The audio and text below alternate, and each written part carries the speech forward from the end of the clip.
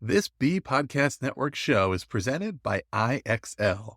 IXL's all-inclusive online teaching and learning platform simplifies edtech needs and accelerates achievement in 95 of the top 100 U.S. school districts.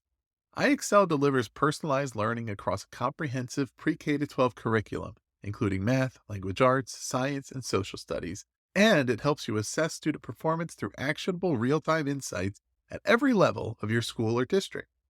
This one solution performs work that typically requires dozens of different tools. Want to find out why so many leading districts trust IXL? Visit ixl.com/BE. That's ixl.com/BE. We're proud to be sponsored by MyFlex Learning. MyFlex Learning is a scheduling platform that helps middle and high schools meet the individual needs of all students. Schools can easily create and manage time for flex blocks, win time, activity periods, RTI, counselor and teacher appointments, and much more. And with its built-in accountability tool and reporting features, MyFlex Learning solves your challenges around getting kids where they need to be and understanding how flex time is spent. Make your flex time work for you. Visit myflexlearning.com/BE to learn more and receive $500 off the first year. That's myflexlearning.com/BE.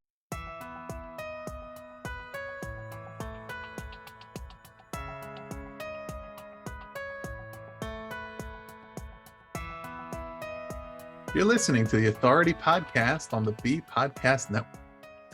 Higher education is a topic of much discussion in our country, particularly in recent years. We've moved beyond the period when it was taken for granted as an obvious or objective good for everyone, and we're now engaging in a more critical analysis.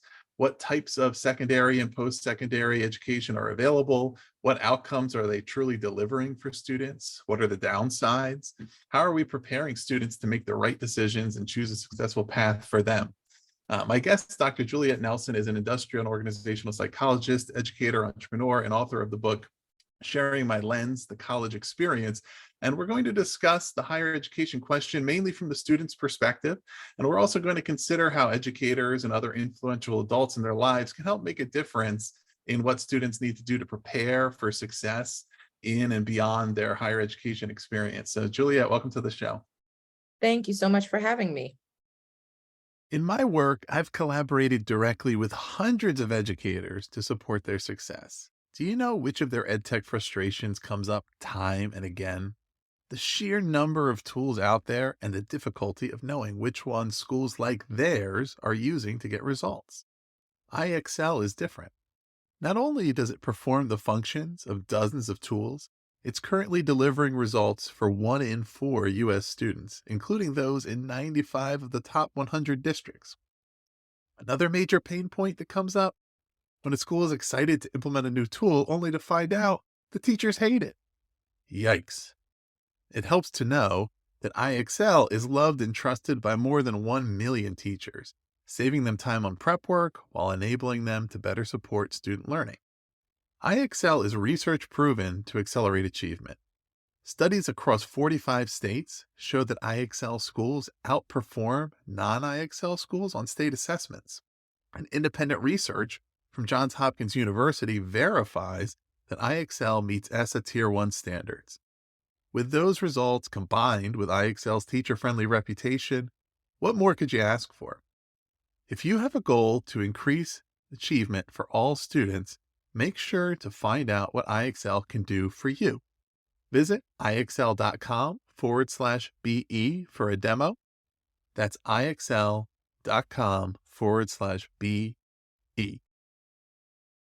And I kind of want to get right into this. One of the things that you clearly articulated in your bio on your website is that you're passionate about empowering people to achieve the highest standards of their purpose. So I want to ask you about that first and ask first, what does that mean to you? And where do you start with that?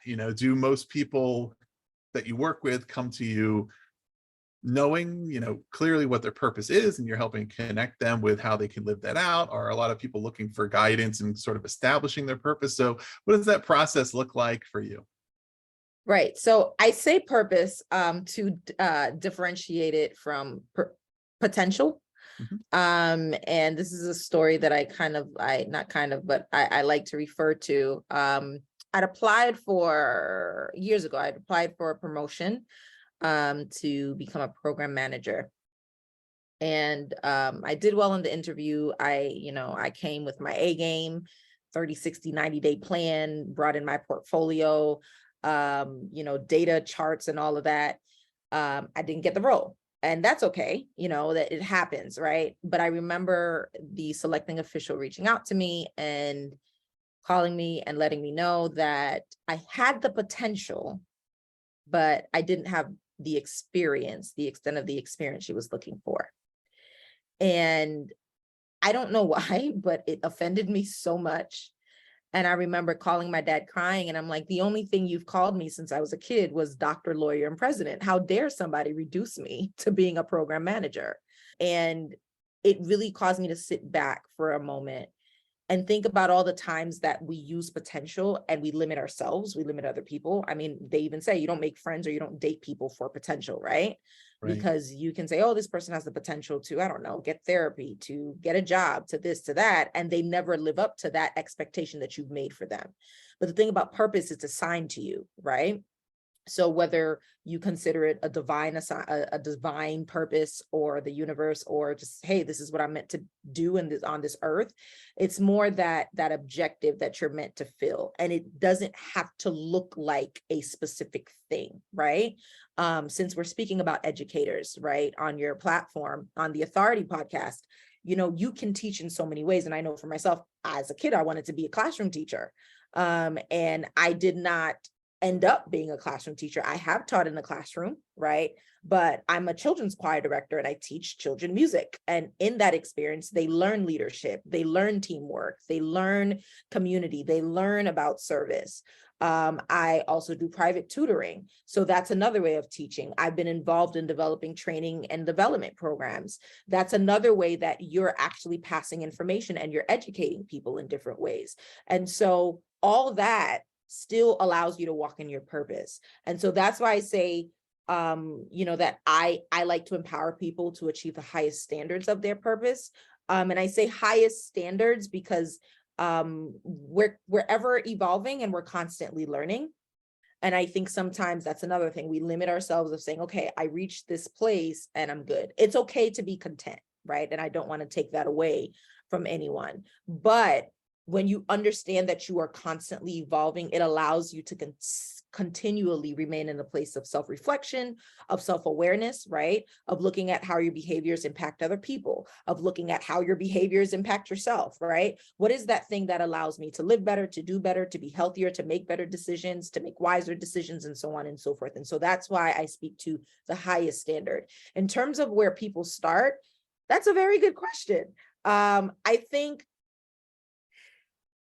I just usually kind of tap into, like, what is your lived experience, right? What is that lived experience that has brought you to where you are today? And how do you use that, right? So that you can make an impact. And the impact doesn't always have to be you having tens of thousands of or hundreds and millions of followers on Instagram. Sometimes it can be you making an impact in your neighborhood, in your small community, in your home. And so in working with my clients, and even, chatting with friends and so on and so forth, I think that's where the conversation starts, is what does your impact look like?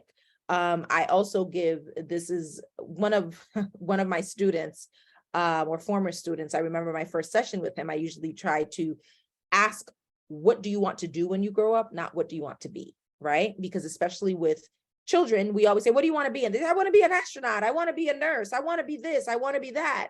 And so what happens is that we have them tied to this one thing, and then they go to school, right, to study to be an astronaut, but they didn't realize they can use that same STEM education and maybe work at NASA, or Mhm. work at the Federal Aviation Administration, or, a Challenger Center or something, instead of being an astronaut. Or they can work with data and coding and software and so on and so forth. But again, that's what happens when you understand your purpose and you're not tied to a specific title, right? So I asked one of my students, what do you want to do when you grow up? And this is a kid who at the time, I don't know if he still does, but he loved Fortnite. Okay. And this was the year of Fortnite. And he was a person, when he came on, he said, listen, Miss Juliette, my friend is on hold. You got 15 minutes in this lesson because I need to go finish my game of Fortnite and my competition, whatever it is. And I remember asking him, I'm like, okay, let's slow down. What do you want to do? And he says, I want to play video games. And I said, for the rest of your life? And he said, yes, I want to play video games when I grow up. And so I remember engaging him in a conversation and said, what if you created games like Fortnite for other kids to play? And that jogged his memory. And sometimes there were times he didn't feel like, again, he's in video game mode. He doesn't feel like learning. And so me taking him to the back end of my website, so he sees the coding, right? And he sees what happens in the back end so that he can see the front end. Now it intrigues his interest, right? But you're tapping into, again, what am I meant to do and how can I make an impact instead of what is this static being or this box that I'm supposed to step in? So.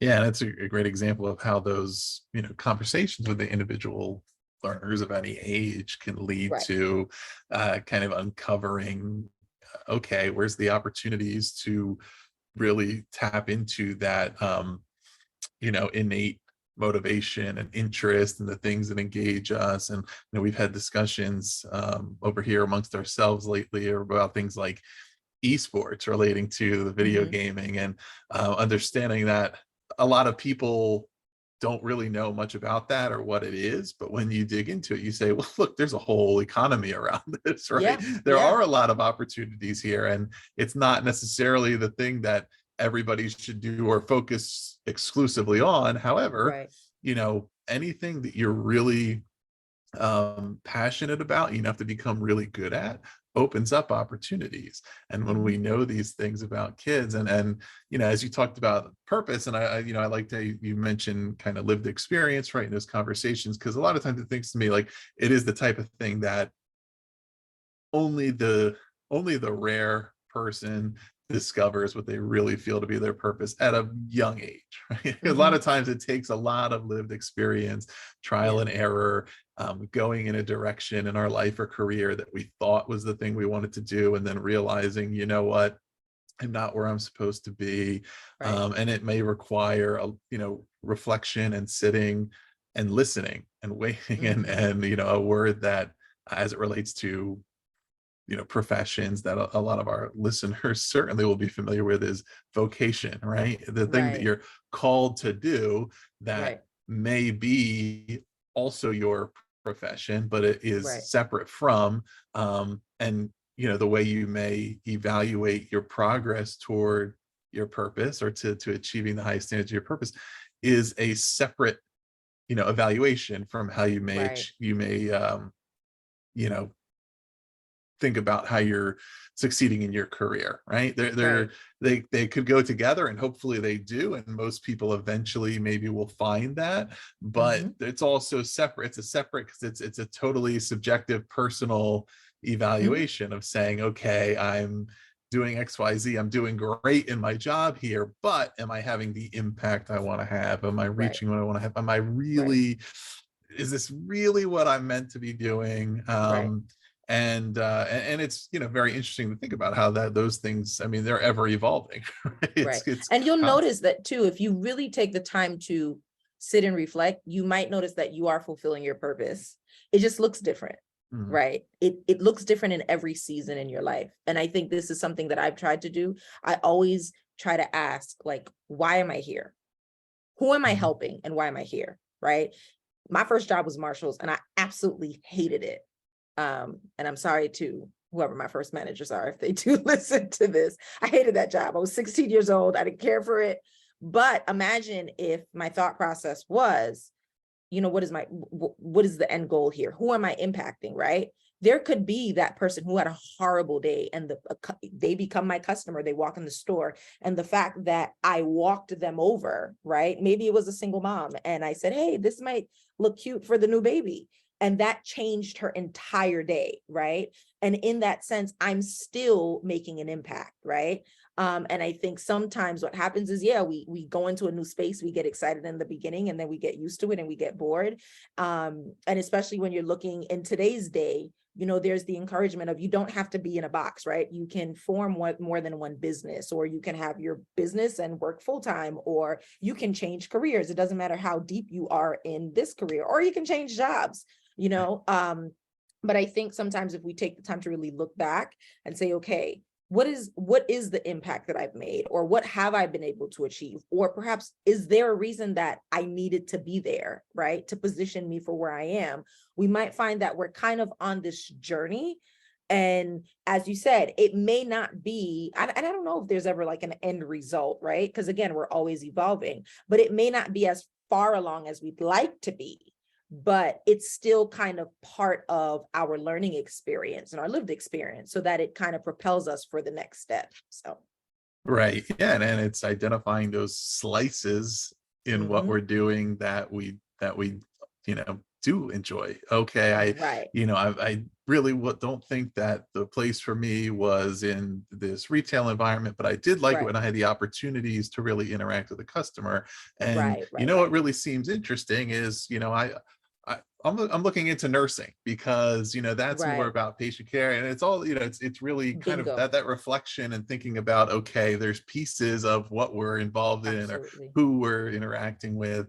So let's kind of pivot toward the book more specifically, Sure.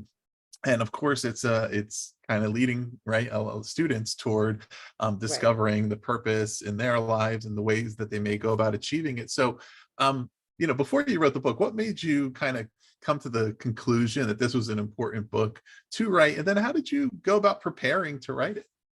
Right. So for the record, I wish I had a very romantic story about about how I came to write the book, where I was kind of on a pilgrimage, and I made a discovery, and I'm like, I'm gonna write a book, and then all that. That did not happen. I also was one of those students who hated school. I didn't have a lot of students that looked like me. And I mean, I had a nice, I would like to say I have a decent high school life, but again, I didn't have students that I could identify with. And so I didn't really enjoy it. I got the work done, I got the grades, and that's all that mattered to me.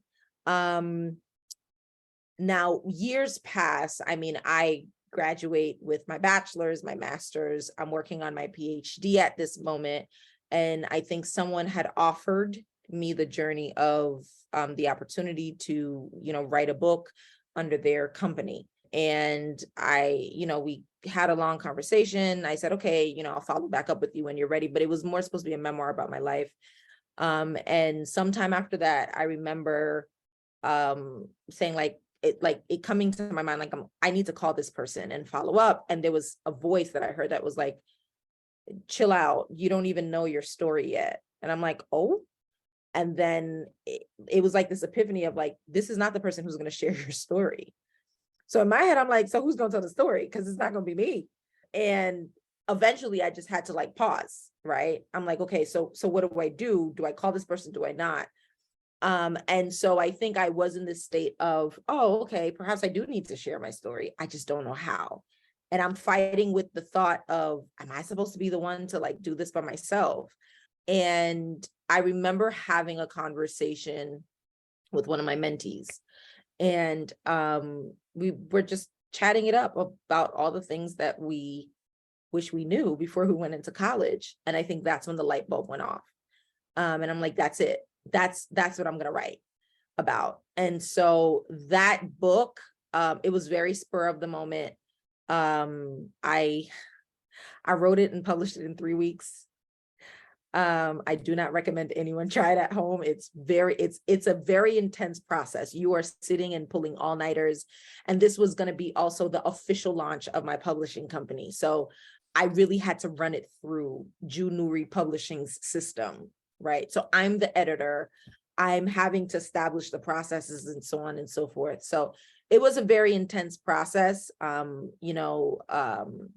of writing, and you're having to force yourself to think creatively, which is also challenging. I think what helped was being in the PhD program that I was in, because now at that point, I'm studying psychology.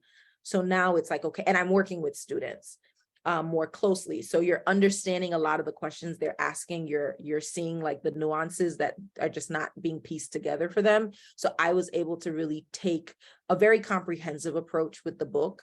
At least that was my intention. And yeah, here we are years later.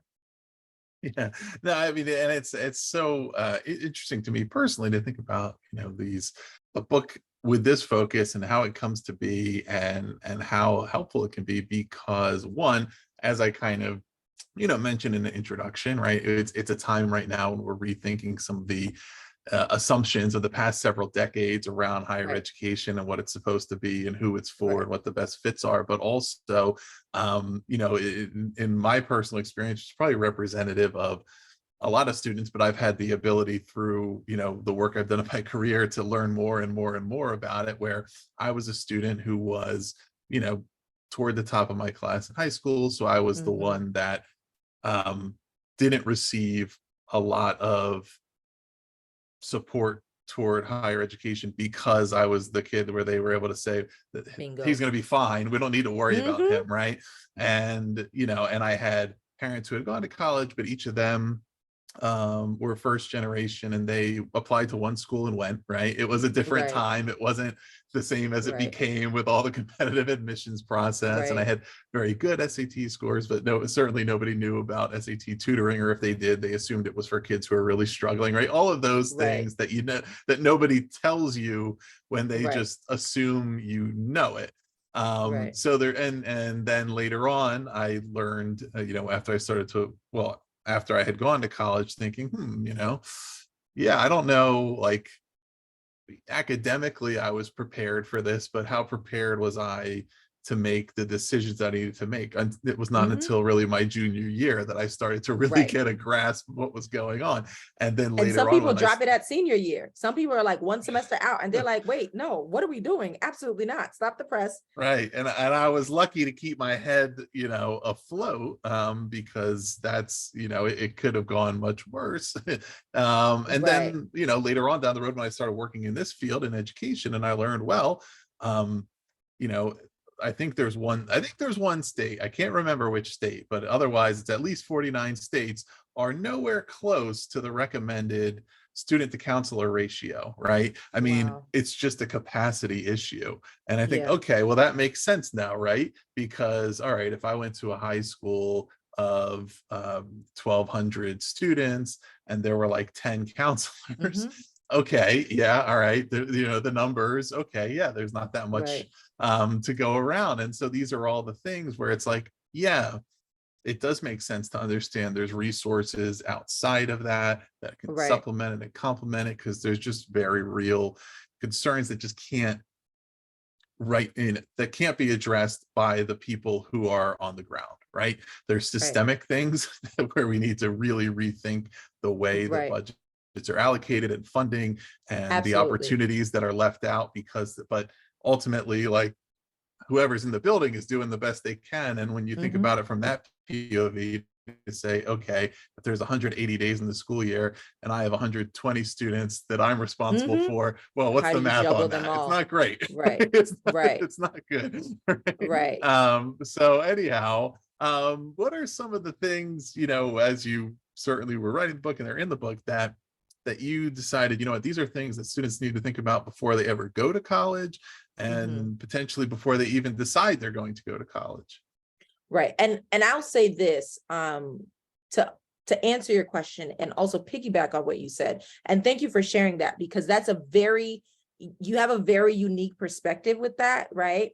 We do think and put a lot of attention on the kids that probably don't have a lot of resources, right? Mhm. But it's interesting to hear it from the perspective of someone who's like, yeah, I graduated close to the top of my class, but nobody thought about me either, right? And I identify with that because I took college classes in high school, right? And so you assume you took college classes in high school, you are ready.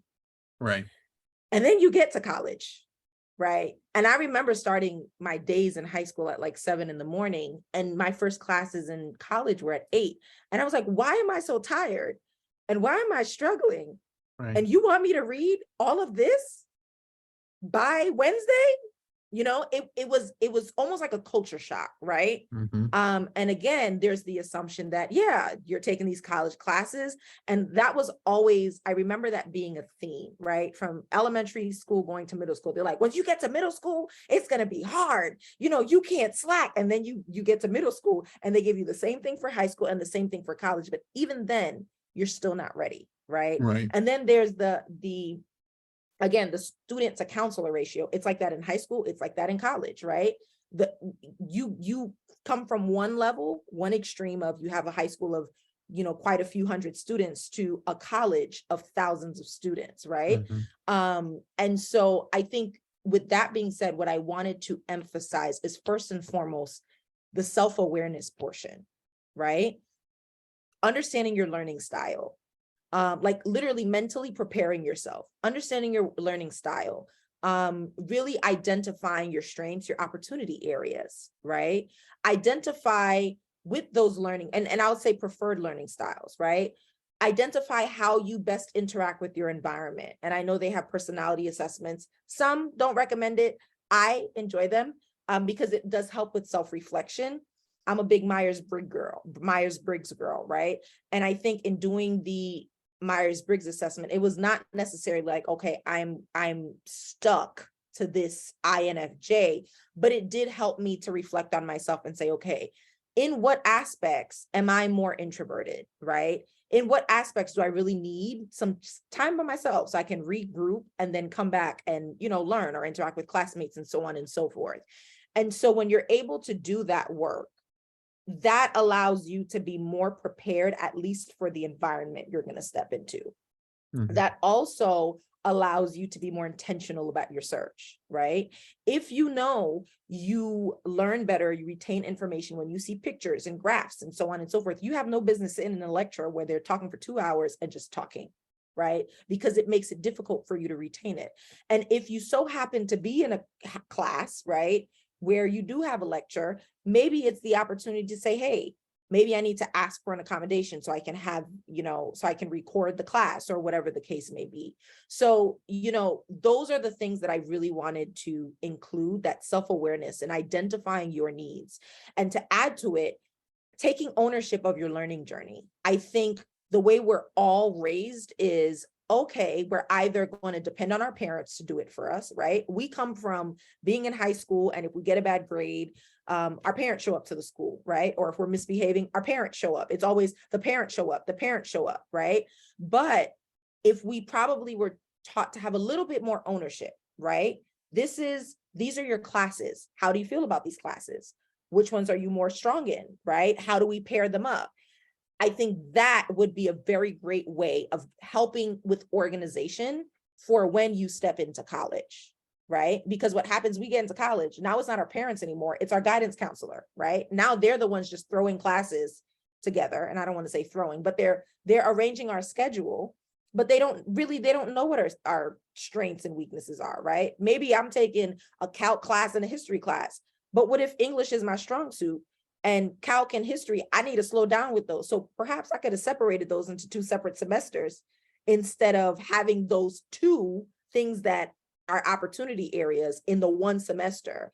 Now I'm pulling out my hair so that I can survive this semester. So those are really some of the things that I wanted to think of, that I wanted to include in the book, right? Making sure that you're mentally, emotionally prepared, and you're coming in having a better understanding of who you are and what you need. Of course, you're younger, so we're constantly evolving, but at least, who am I at this point in time? What do I like? How do I interact with people? If I know that I study better when I'm by myself, then that's helpful in when I go into college. If I know that I'm better off studying with a group of friends, or if I know that maybe I need something hands-on, maybe it's not college that I need, maybe I want to be an electrician.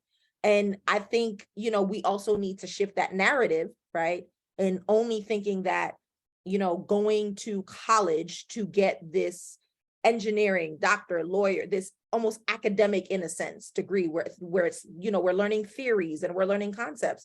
Sometimes, hey, listen, I can provide value as a welder. I can provide value as a seamstress, and they are needed, right? They are needed. Their jobs are valuable. Their contributions are valuable. And sometimes that's how students can learn better. And we also need to create the space for that. And so, yeah, when I wrote the book and considering that next step after high school, I think those were the things I kept in mind. Taking ownership and knowing yourself. So, And now a quick break for a word from our sponsor, MyFlex Learning. Let's talk about flex time in schools. The potential benefits to our students make it totally worth exploring.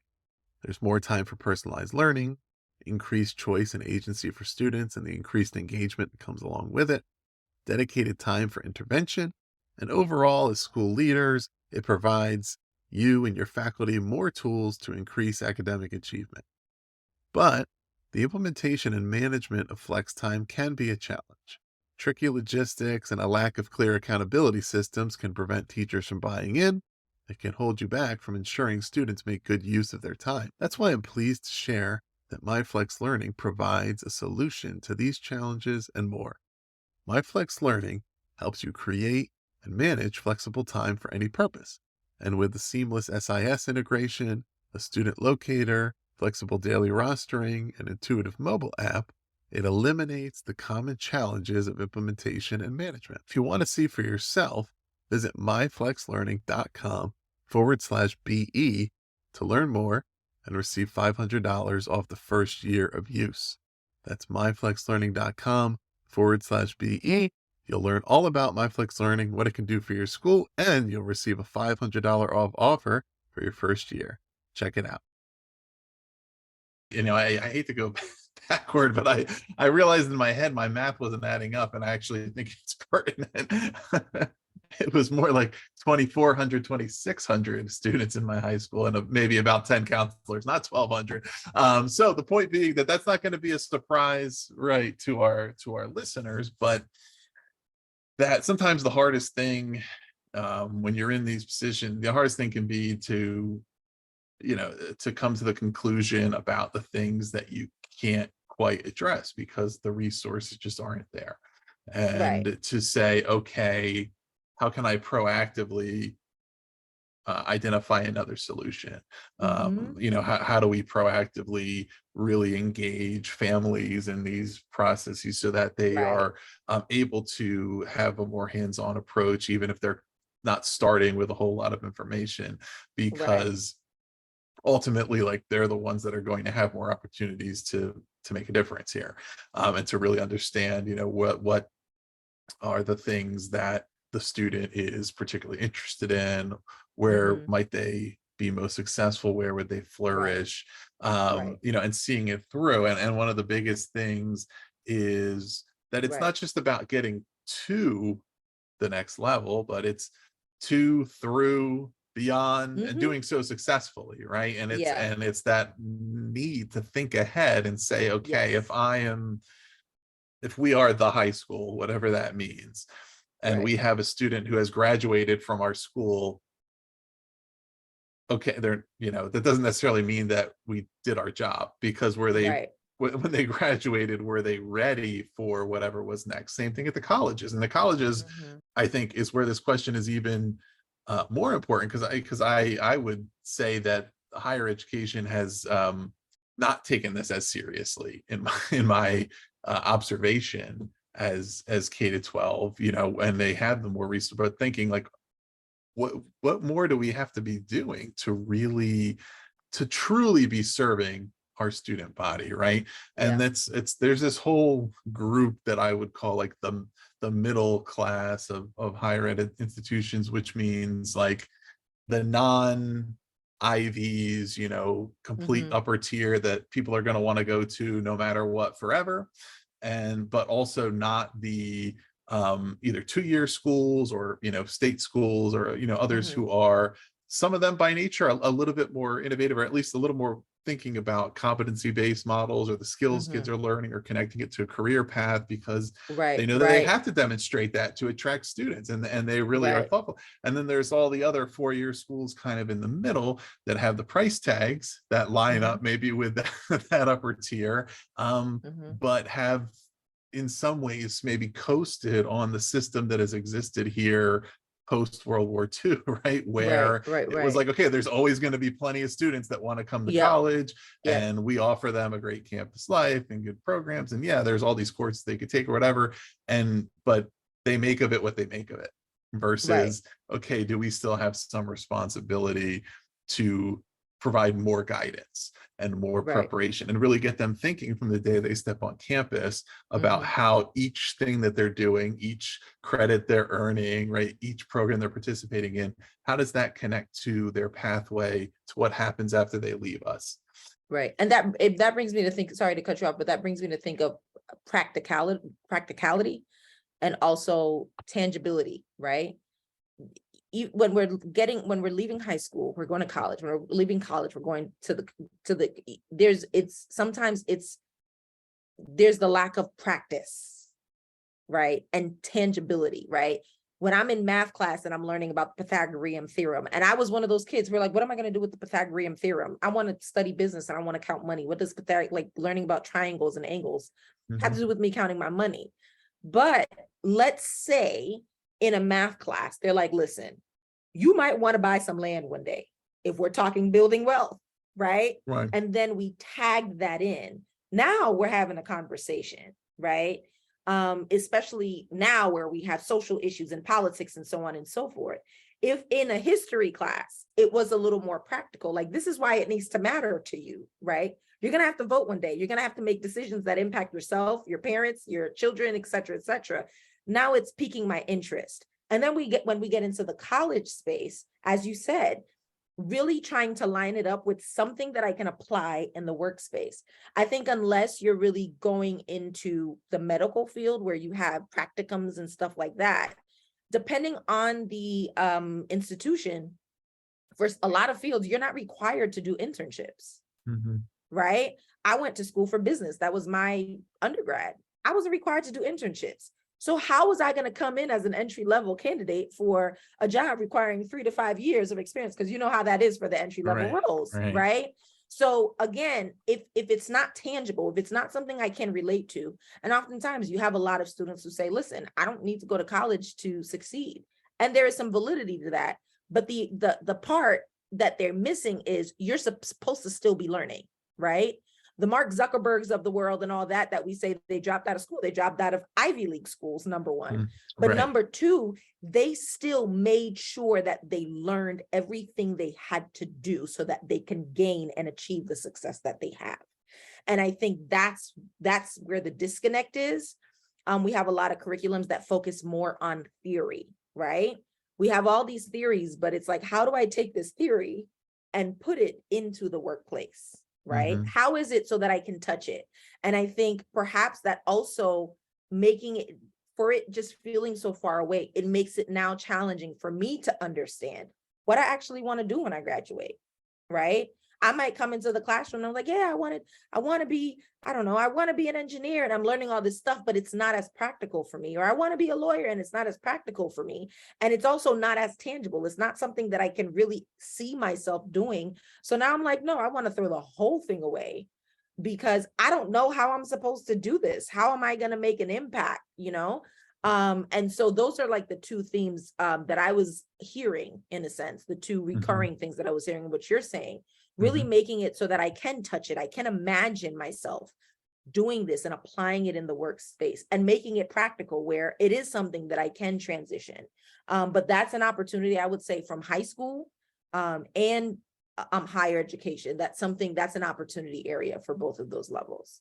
Right. And really, and one of the things, for example, that comes up a lot, of course, with in illustrating how, enormous some of the decisions are that Mm. 17, 18-year-olds are asked to Oh make, is yeah. around the financial commitments. And okay, if a student takes out student loans, it's like, well, you're asking an 18-year-old to make a decision about whether or not it's a good financial decision to take out X amount in loans and blah, blah, and how are they, but there's also all Hmm. these other related things that are worth Yeah.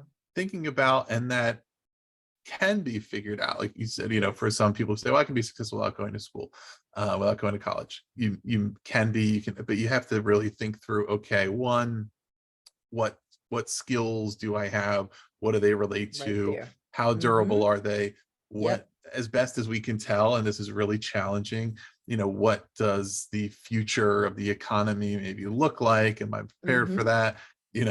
In some ways, sometimes I experienced the whiplash of, I was like the last, everybody that was like just a little bit younger than me, for example, I think it was really drilled into their head that they needed to learn at least something about like coding and computer science, right? And it was Well, like, that's okay, good. but now, I don't know what does the next future hold. Well, with Right. AI technologies, a Mm-hmm. lot of what they learned may become, and it may come back to, Absolutely okay, right. maybe, it's not so much about the knowledge economy, but because sometimes I'll hear like 16-year-olds or what, there's a lot of really smart kids out there who have learned how to make a whole lot of money on YouTube or something, Oh right? Or yeah. TikTok. Mm-hmm. And they're like, well, what do I need college for? But it's like, I don't know. I don't know in 20 years, the things that you're doing now, what does that turn into, right? Yeah. Is it smart to at least get that foundation, and Yeah. maybe you never exactly use it, but you have it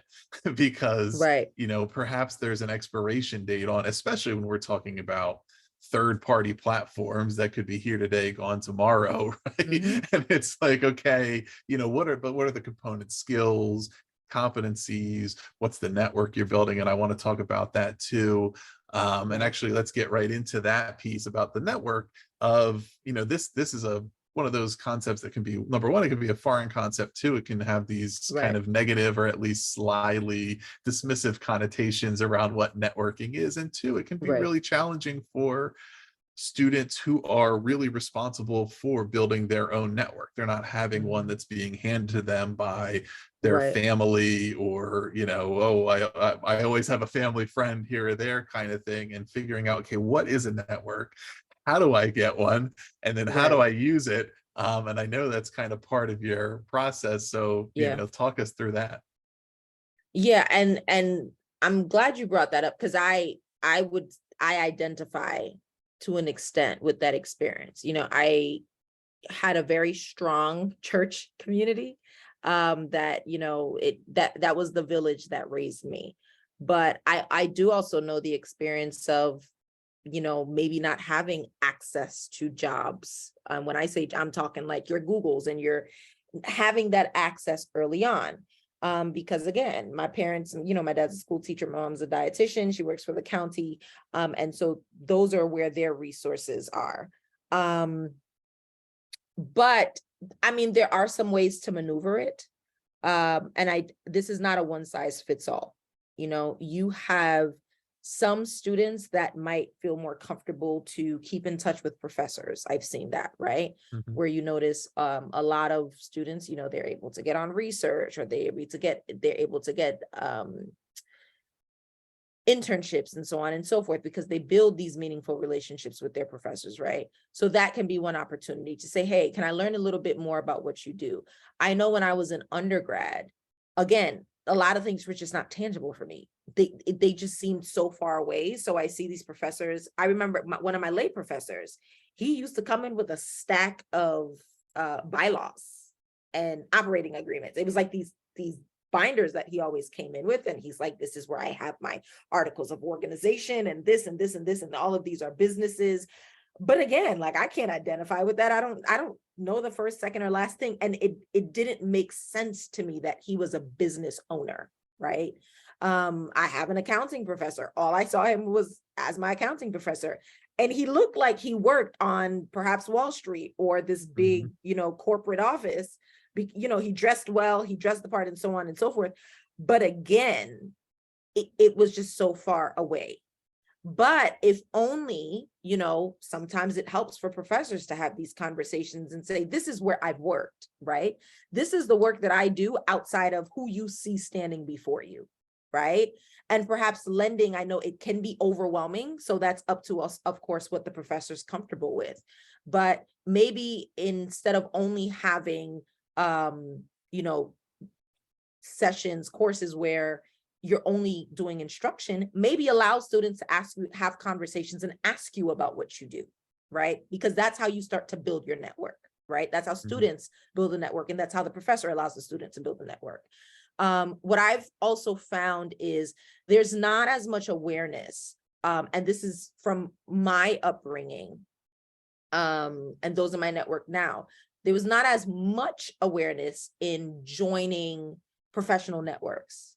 They're there, right? Right. You can join as a student, you can have the $25 a year membership, but for some reason, I don't see them, I don't see those themes ring as loudly as they do for professionals who have the years of experience. Mm. And I think it would be also helpful for networks to not always be so rigid on research focus.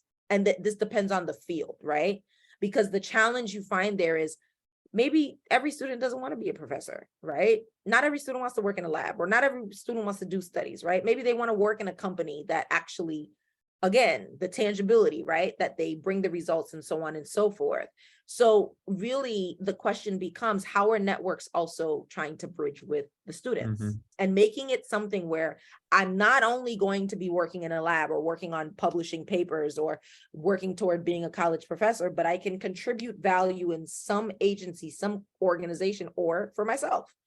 But I think that's also valuable for students to understand that you tapping into these professional networks, if you're an engineer, look up association, type the word association and engineer, type up society and engineer, and you might find a long list.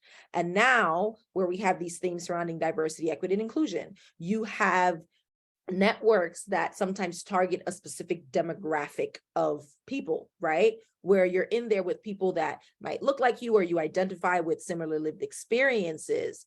And so it gives you that sense of belonging and that sense of community. So I would say, those are opportunities for both students and the networks themselves. And I would also say, even your classmates, hold on to them. Mhm. Try to see if you can build meaningful relationships. I know those were the relationships that were helpful for me. you know Right. Seeing how you can find a mentor, seeing how you can keep in touch, because what happens is, I know with one of my jobs, it was someone in my church community who had a job, and I was like, listen, I need an internship, I just need help. And he spoke to his boss, and his boss said, no, she has a solid resume, let's bring her in as a paid employee. He Mhm. brought me in, and I brought another friend in, and she brought another friend in. But again, unfortunately, it's not, and I'm not going to say unfortunately, it's not 100% what you know. Mm. It's also who you know. And Right. depending on where you go, one might weigh a little more heavily than the other. But, keeping that relationship with your classmates, treat your colleagues right. Again, if you are flipping burgers at McDonald's, or you were hanging up clothes at Target, whatever, still hold on to those relationships, because you never know where life will take those colleagues, and you never know where you can help them or they can help you. So, Yeah, yeah, and as you said, the statement about it's not what you know, it's who you know. And then some people say, well, it's not who you know, it's who knows you. And it's kind of right. all of that, right? Because to me, Mhm. I might say it's not what you know, it's who knows that you know it, right? It's how Right, do right, right. you show what you can do and build those relationships so that there's that Mhm. mutual understanding, so that you are able to be acknowledged for the skills that you have and the kind of person you Right, are. And right. that who knows you thing is so powerful, because in a lot of ways, and some of our listeners, depending on their roles, are either like nodding along to this or saying, oh, this is this is interesting.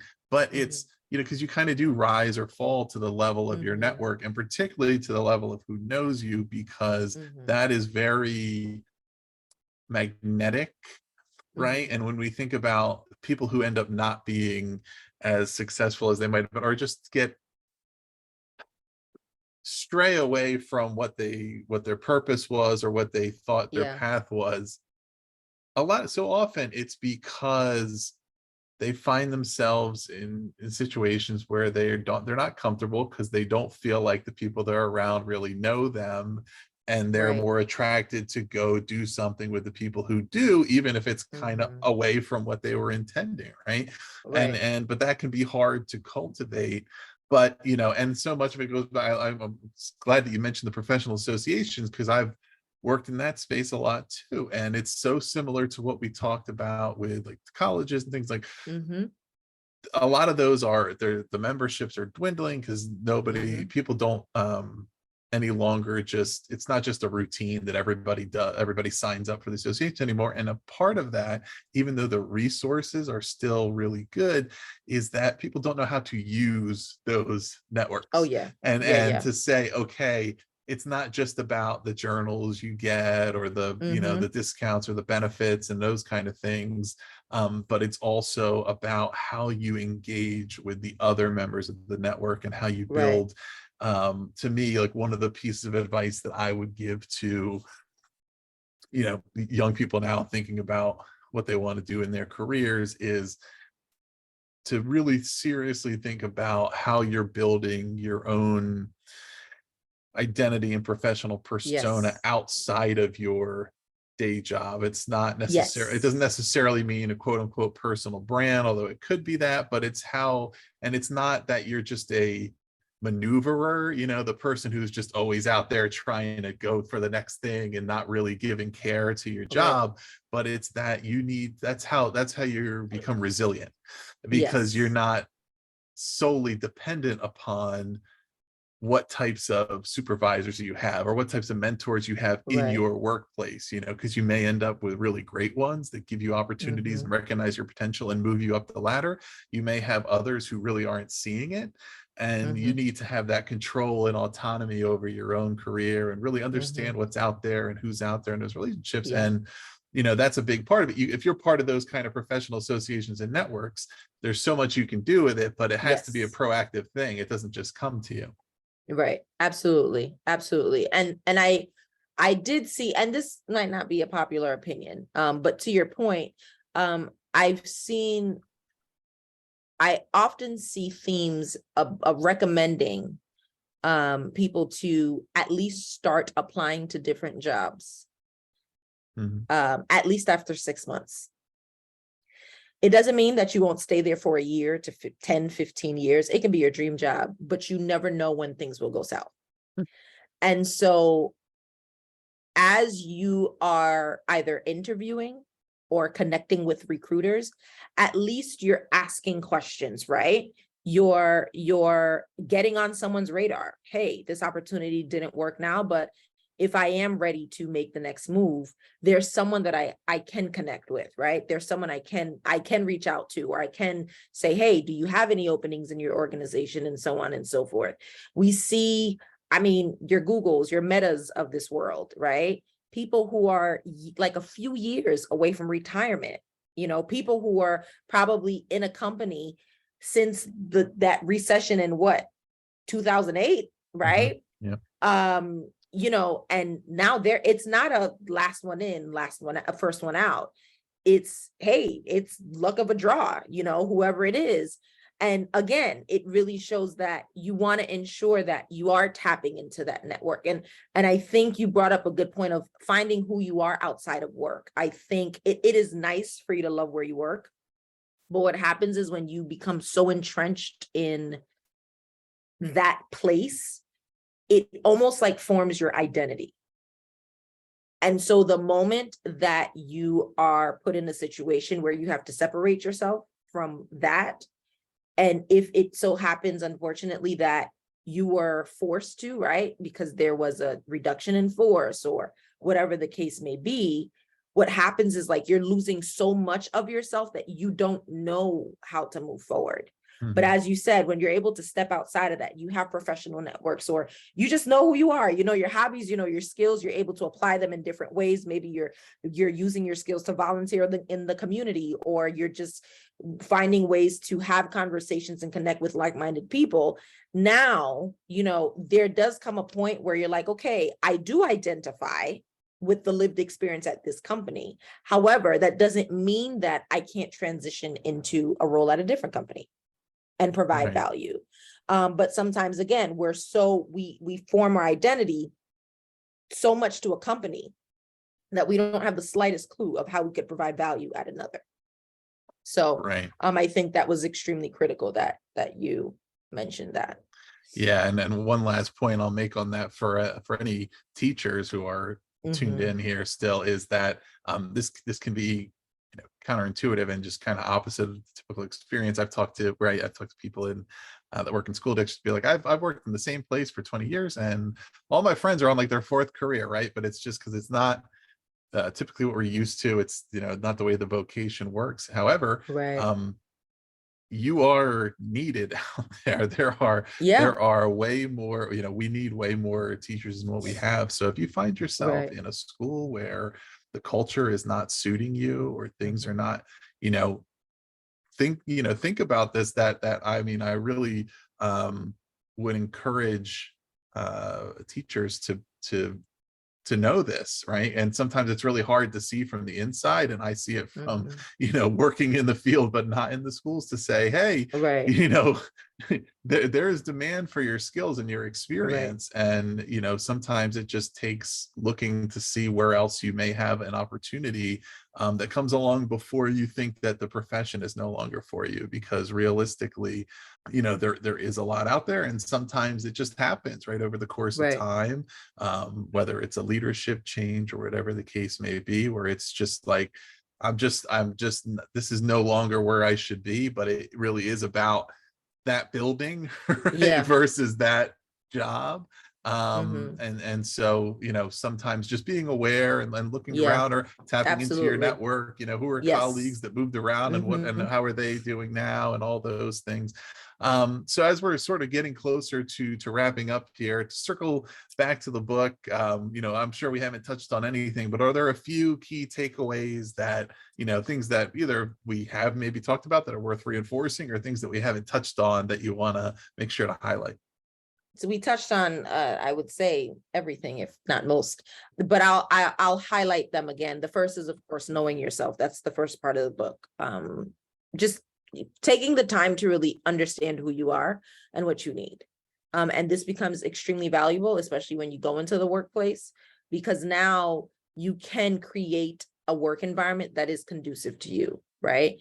Second is not throwing away those key skills, right? Again, I was one of those kids who complained, and I'm like, what am I going to do with this? And what am I going to do with that? But especially reading, writing, public speaking, learning another language, all of those are extremely valuable, right? Maybe you don't see it in college. And I know you mentioned, sometimes, hey, you studied something in school and you may not apply it until like a decade later or 5 years later. But, every learning experience that you get, every opportunity you get to pick something up, pick it up, right? Pick that skill up. Public speaking looks like you being on this podcast, right?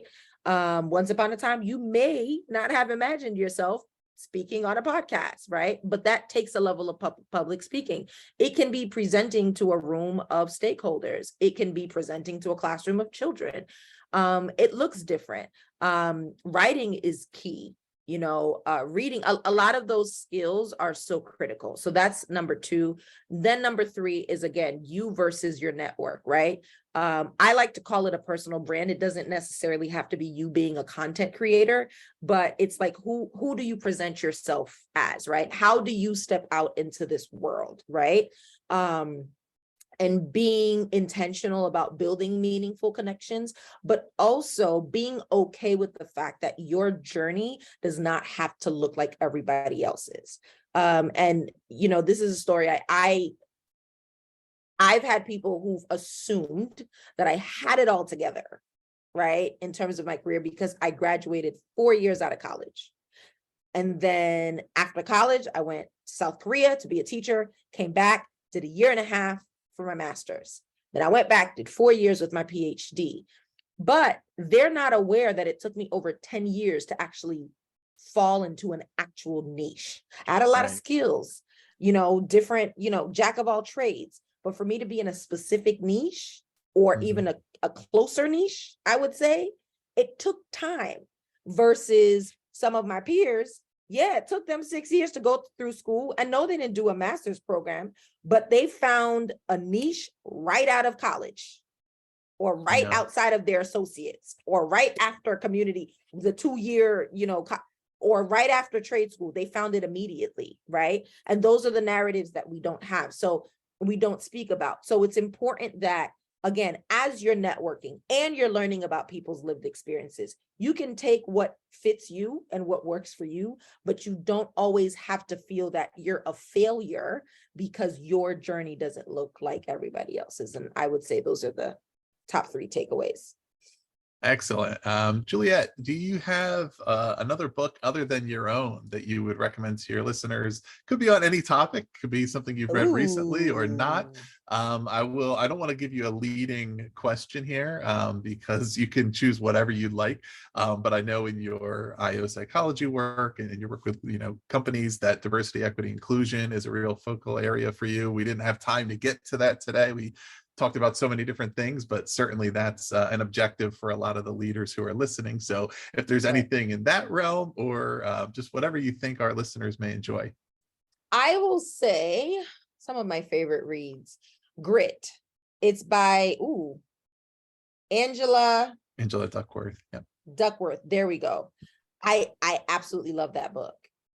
The Talent Code. I don't even remember who wrote it. I read half of it and I keep failing to get to the end, but I can tell you it has good stuff in it.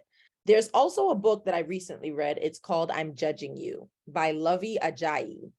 And it is a good read, and it's not necessarily theoretical or academic in nature, but she really sits and writes down all of these observations of things that us as human beings do that really kind of low-key make us failures at being human. So, it could be from talking about the MySpace era, or posting our entire lives on social media, or, shaming people because of their where they are or how they're presenting themselves. So she really covers a wide variety of things, and she calls it I'm Judging You. She is judging us as humanity for all of just these things that we do that, we could really do better. And it's a very good read. It's a very quick read, and it really gives you a laugh. So I would say those are my top 3. The last one, I would call it Leadership and Self-Deception. And that is a book that really calls you to self-reflection. But those, now I'm at my top 4. So yes, those are my 4. In terms of DEI books, I don't know that I've read as many DE&I books. I read some articles. I recently got my certified diversity executive certification, and that was less than 6 months after my certified diversity professional certification. So I'm coming from reading whole textbooks Right. and also finishing a PhD. So So just some light reading, right? so I gave you the light ones. Perhaps I'll follow up with some of the heavier reads, but yeah. Excellent. Well, listeners, we are going to put the links below to find Juliette's book, Sharing My Lens, on Amazon and on her website. Juliette, is there anywhere else you'd like our listeners to check out? Any other websites or social profiles, or where they can learn more about what you're working on now? Yes, you can visit my website, and I'm assuming that you'll put it in the link so I don't have to spell it out. But JulietteNuriNelson.com. I'm also on Instagram. If you are a student listening, feel free to add me on LinkedIn. I can share with you the different things that I do, either as an industrial and organizational psychologist, a certified diversity executive, or an entrepreneur. So just make sure you say that you found me on the Authority podcast, so I don't think that you're trying to scam me or sell me marketing resources. Right. Yeah. All right. Yeah. I've never gotten any of those. Excellent. Well, yeah, listeners, please do check out those links below and subscribe to The Authority for more in-depth author interviews like this one, or visit bpodcast.network online to learn about all of our shows. Juliette, thanks again for being on The Authority. Thank you so much. Do you want to simplify your school's technology, save teachers time, and improve students' performance on state assessments? You can do it all, but don't waste another minute. Head straight to ixl.com/BE to learn how IXL's research-proven teaching and learning platform can help you achieve all of these goals. That's ixl.com/BE.